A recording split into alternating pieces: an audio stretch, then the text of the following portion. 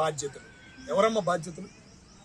మనం ₹1 సంపాదిస్తున్నాం, ఆ రూపాయిని ఇంకో 10 రూపాయలకి ఏదో ఒకటి పెట్టి ఇంకో 10 రూపాయలు వస్తాయని అతి ఆశపోతున్నాం.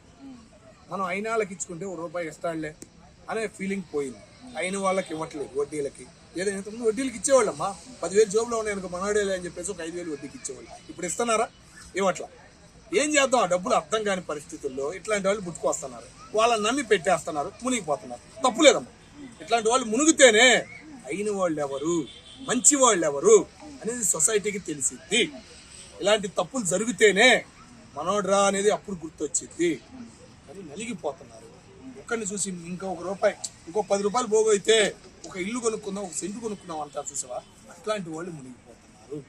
వాళ్ళు మునిగిపోకుండా ఉండాలంటే తగ్గాలి, ఆశ అనేది తగ్గాలి. మన వాళ్ళు ఒక 10 మందిని పోగు చేసుకోవాలమ్మా. 10,000 సంపాదించడం కాదు ఇప్పుడున్న సొసైటీ. 10,000 సంపాదించడం ఏం చాలా చీపు, కానీ 10 మందిని సంపాదించుకోవడం అనేది తెలుసుకోవాలి. ఇట్లాంటి మోసగాళ్ళ వాళ్ళైనా మీరు తెలుసుకోవాలి, మీరు మారాలి. వాళ్ళని అనడానికి లేదు. ఎవరికి అవసరం అమ్మా? నువ్వు చేసావు, నువ్వు తీసుకుని కొంటా. గవర్నమెంట్ ఏమని చెప్పిందా? ఒక యాంకర్ వచ్చి ఏదో వీడియోలు చేసిందని చెప్పేసి దాన్ని నమ్మి నువ్వు పెట్టుబడి పెడతావా? జ్ఞానం లేదు, చదువుకోవాలా? ఈయన చదువులు నేర్పింది మన గురువులు. అందుకే అనేది మన వాళ్ళు ఎవరు, మన ఊరోళ్ళు, మన వాళ్ళు. ఇప్పుడు నువ్వు సిటీకి వచ్చావు, 10 మంది మంచి వాళ్ళు పరిచయం అవుతారు. 10 మందిలో ఒక 5గురు 6గురు ఉంటారు, మిగతా 5గురు మంచి వాళ్ళు ఉంటారు. 5గురు నాదుకో, 5గురికి 10 రూపాయలకు 5 రూపాయలకు నీకు ఇష్టం వచ్చినంత ఈ డబ్బులు నీ దగ్గర ఉంటాయి కదా. వాడికి ఆస్తులు ఉంటాయి, వాడి ఆస్తులు అమ్మైనా మీదకి ఎవడొస్తాడు అని చెప్పేసి చెప్తారు. ఎంతమంది నలిగిపోతున్నారు క్రెడిట్ కార్డుల వల్ల?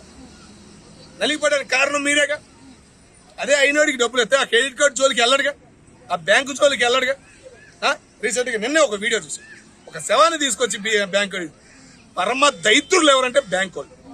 మన దేశాన్ని దోచుకు తింటున్న దొంగలు, రూపాయి వాల్యూని ఇంకా తొక్కేస్తున్న వాళ్ళు, డాల్వా పెంచుతున్న వాళ్ళు, అమెరికాని ఇంకా ప్రోత్సహిస్తున్న వాళ్ళు వీళ్ళే.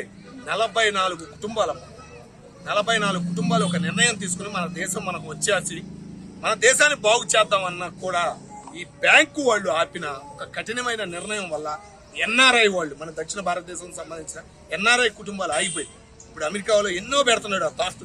మన తెలుగు వాళ్ళని ఎన్నో హింసలు పెడుతున్నా కానీ ఆడే ఉంటున్నారు. దానికి మెయిన్ కారణం ఈ బ్యాంక్. తినని వాళ్ళు అనకూడదు, అన్నం తినే వాళ్ళు అయితే కాదు, వాళ్ళు అలా దోచుకుంటున్నారమ్మా. జనం రక్తం తాగుతున్నారు వడ్డీలు.